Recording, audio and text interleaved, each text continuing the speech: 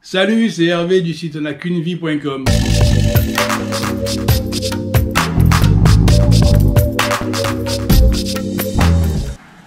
La journée qu'on a passée au sanctuaire des éléphants a été une journée vraiment magique.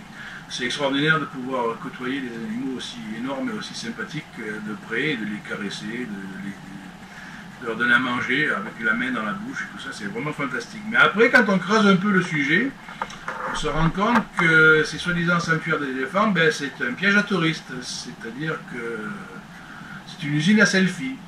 Parce qu'on ne peut pas aller directement à un sanctuaire d'éléphants et dire je paye le prix d'entrée, je passe la journée et puis je repars à mon hôtel par mes propres moyens. C'est pas possible. Il faut prendre le package avec les minivans qui viennent vous chercher à l'hôtel et qui vous ramènent le soir.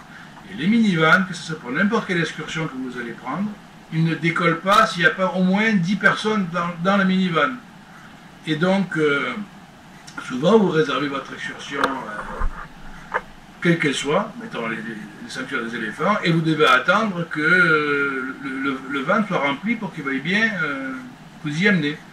Et donc un van de 10 personnes, c'est à peu près 10 000 bahts qui se font minimum. Et il n'y a pas moyen, il n'y a pas un autre moyen que ça pour aller visiter le sanctuaire des éléphants. Et les éléphants, après, ben, les touristes arrivent à la même heure, ils mangent, donc ils font leurs prestations, quoi. Le bain de boue, après l'explication des vitamines pour les éléphants, après on retourne à la rivière avec eux, tout ça, donc c'est pas dramatique, mais enfin ils sont pas en liberté. Parce qu'un éléphant, ça coûte à peu près 40 000 € acheter un éléphant, et donc les propriétaires d'éléphants, il faut que ça rapporte. Donc il y a eu des grosses pressions internationales sur la façon dont ils maltraitaient les éléphants pour les dresser, pour qu'on puisse les utiliser pour les promenades, mais les propriétaires ont trouvé ça, et c'est d'ailleurs beaucoup plus lucratif que les balades, parce que bon, je n'ai pas fait de balade à dos d'éléphant parce que je suis profondément contre, mais c'est beaucoup moins cher certainement qu'une journée à un sanctuaire d'éléphants.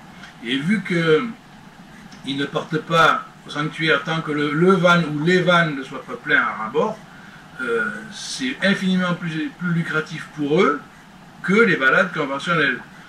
Parce que si vous voulez vraiment, soi-disant,